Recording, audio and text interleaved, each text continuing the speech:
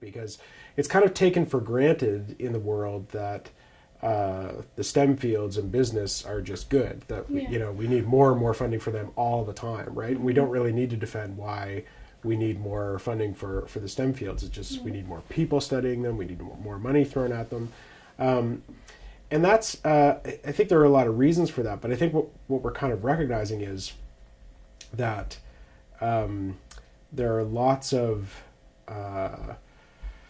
projects underway that could really benefit from the addition of liberal arts perspectives. So one of the big ones is probably artificial intelligence, right? Things that are going on with artificial intelligence. There's real ethical questions, I think, about, okay, so, are we really on the brink of creating beings who are self-aware ourselves? And then, well, what is our responsibility to those beings?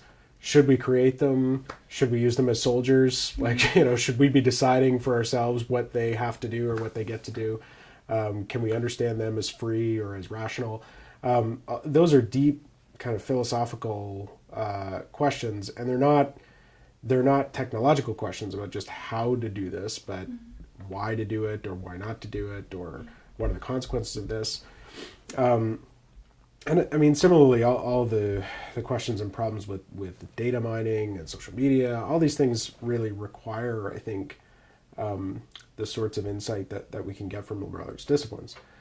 Both of those arguments kind of subordinate the liberal arts to other things, right? Mm-hmm. Like, so it's important to study the liberal arts because that way you could be useful to people who study science, right? And that's sort of so there's this weird hierarchy that emerges there, so that liberal arts is kind of the second best thing.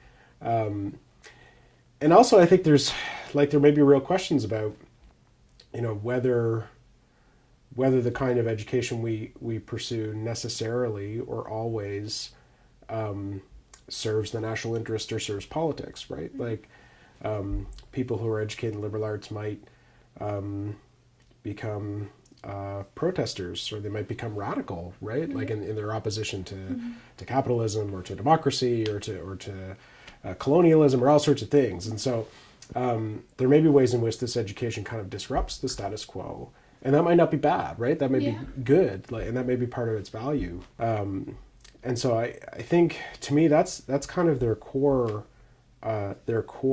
value and their real importance, is that they're about the pursuit of meaning. And we don't take for granted in the liberal arts that we know, like, what a good human life is or what a just society looks like. Like, we need to really sort of investigate those things and figure out what they are.